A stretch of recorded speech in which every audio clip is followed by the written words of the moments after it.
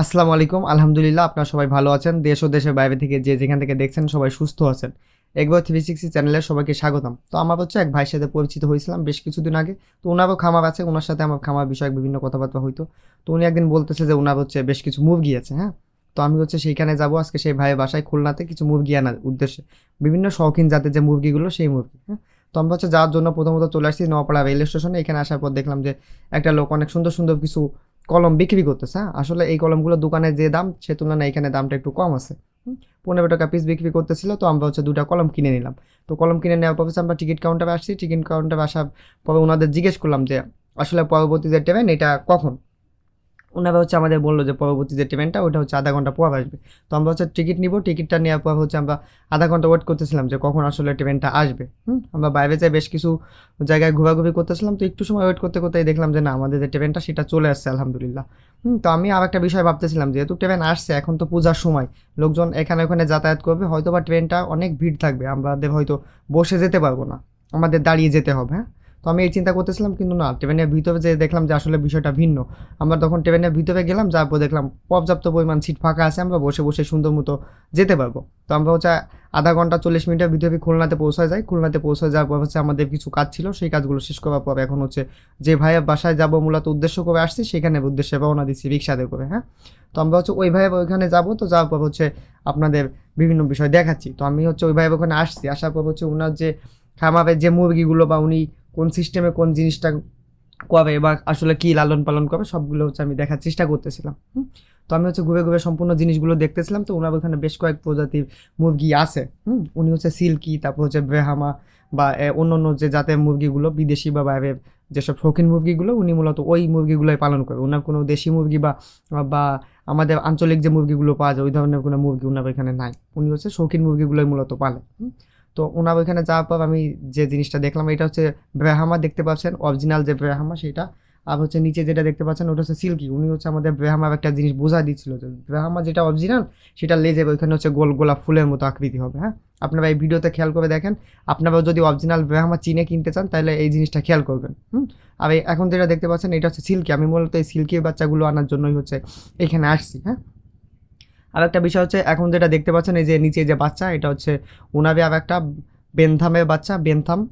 এটা হচ্ছে অ্যাডাল্ট যে মুরগি আছে ওটা ওনার নিচে খাঁচাতেই আছে, হ্যাঁ? তো ওইটাও হচ্ছে উনি আমাদের ভিডিওতে দেখাইছে, আমি তো আপনাদের দেখানোর চেষ্টা করছি। এই একটু আগে যে বাচ্চাগুলো দেখলেন এটা হচ্ছে সেইটারই হচ্ছে যে মানে মা বাবা, সেটা হচ্ছে এইটা হচ্ছে যে মোরগ যেটা সেটা হচ্ছে এটা, নিচে হচ্ছে মুরগিও আছে। আপনারা খেয়াল করলে অবশ্যই ভিডিওতে দেখতে পাবেন। তো আমি এখানে আর একটা বিষয় বলে রাখি, আপনারা যারা নতুন মুরগি খামারি বা মুরগি পালন করতে চান, আসলে প্রথমত হচ্ছে শৌখিন মুরগি দিয়ে শুরু করবেন না, কারণ মুরগি পালন করতে গেলে বিভিন্ন বিষয় জানা লাগে যে আসলে কোন রোগের জন্য কী ওষুধ দিতে হয় বা কোনটা কি কোন সমস্যা হলে কী চিকিৎসা করতে হয়, এগুলো কিন্তু জানার প্রয়োজন হয়, হ্যাঁ? তো আপনারা এগুলো আগে দেশি মুরগি পালন করে জেনে বুঝে তারপর হচ্ছে এইসব মুরগিগুলো পালন করবেন, তাতে হচ্ছে আপনাদের লস হওয়ার সম্ভাবনাটা অনেকাংশে কম থাকবে, হ্যাঁ? তো এই যে বেনথাম যেটা দেখালাম যে বাচ্চা, এই হচ্ছে বেনথামের যে মোরগা মুরগি। উনি হচ্ছে এখান থেকেই হচ্ছে মূলত ডিমটা নেয়। ডিম হচ্ছে ওনার ফার্মে উনি নিজেই হচ্ছে ডিমটা ফুটায় আর কি, উনি বলতেছিল। আর এখন যেটা দেখতে পাচ্ছেন এটা হচ্ছে সেব্রাইট, এটা হচ্ছে জাপানি জাতেরই একটা মুরগি। তো ওনার এখানে বেশ কিছু শৌখিন মুরগি আমি খেয়াল করলাম। তো ওনার এখানে যে ব্রাহ্মাগুলো দেখলাম আসলে এগুলো গড় ওজন প্রায় 3 কেজি 3.5 কেজি অলরেডি হয়ে গেছে। তো উনি বললো যে আসলে আবার অল্প কিছুদিনের ভিতরেই হয়তো ওনার এখানে যে মুরগিগুলো আছে ওই মুরগিগুলোতে ডিম দিবে। তো আমি হচ্ছে ওনার যে ডিম ফোটানোর যে সিস্টেমটা ওনার ওই বিষয়ে কথা বললাম। তো উনি বললো যে আচ্ছা আপনি ভিতরে এসে দেখেন। ওনার যে সিস্টেমটা সেটা আমি ভালোভাবে দেখতেছিলাম। উনি হচ্ছে ইনকিউবেটারে ডিম দেয়, আর হচ্ছে ডিমটা উনি কীভাবে নাড়াচাড়া করে বা ওনার তো এটা হচ্ছে অটোমেটিক না। ওনার হচ্ছে এটা ম্যানুয়ালি মেশিন। তো উনি যেভাবে ডিমটা উল্টায় দেয়, দিনে কতবার উল্টানো লাগে বা কোন সময় কী করতে হয় উনি সেই বিষয়টা হচ্ছে আমাকে সুন্দর মতো বুঝাই দিচ্ছিল। আমিও নিজে একটা ইনকিউবেটার বানাইছি। তো আমি ওনাকে বলতেছিলাম যে ভাই আমিও ইনকিউবেটারে ডিম দিব, তো আপনি আমাকে বিষয়টা একটু বুঝিয়ে দেন।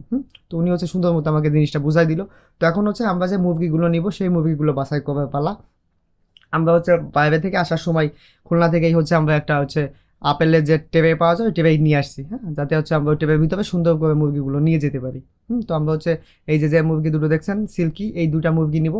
মোট সিল্কি পরবর্তীতে 3টা মুরগি নিয়ে আসছি, হ্যাঁ? উনি হচ্ছে যে এই মুরগিগুলো বড় দেখতেছেন ওইগুলো হচ্ছে 500 টাকা করে দাম বলছিল, আর নিচে হচ্ছে ওর যে ছোটোগুলো ছিল ওইগুলোর দাম তুলনামূলকগুলো ভাবে আমার কাছে একটু বেশি মনে হচ্ছিলো, হ্যাঁ? তো আমরা হচ্ছে বড় যে মুরগিগুলো ওই মুরগিগুলো নিয়ে আসছি। সিল্কির পাশাপাশি হচ্ছে 2টা টার্গিয়া মুরগি নিয়ে আসছি, আর ওনার ওইখানে হচ্ছে ব্রাহ্মা কোনো মুরগি ছিল না। আর হচ্ছে উনি আমাকে দেখাচ্ছিল যে উনি আসলে মূলত কোন ওষুধগুলো কোন সময় ইউজ করে। হ্যাঁ, আমি আসলে সেইভাবে সেই জিনিসগুলো সবসময় দেওয়ার চেষ্টা করব। তো ওনার হচ্ছে যে টাকাটা হয়েছে আমি আসলে এখন হিসাব করবো, ওনার যে টাকাটা আমি আসলে সেটা দিয়ে দিচ্ছিলাম। ওনার টাকাটা দিয়ে দেওয়ার পর হচ্ছে আমরা এখান থেকে রওনা দিব। আমরা এখান থেকে রওনা দেওয়ার পর হচ্ছে আমরা যে সিস্টেমে বাসাতে আসছিলাম ওই সিস্টেমেই হচ্ছে ট্রেনে করেই বাসাতে যাবো আর কি মূলত। হ্যাঁ, তো আজকের ভিডিও এই পর্যন্তই। সবাই আমার জন্য দোয়া করবেন, আল্লাহ তাআলা যেন আমার সমস্ত কাজে সব কিছুতেই বরকত দান করে। সবাই ভালো থাকবেন, সুস্থ থাকবেন।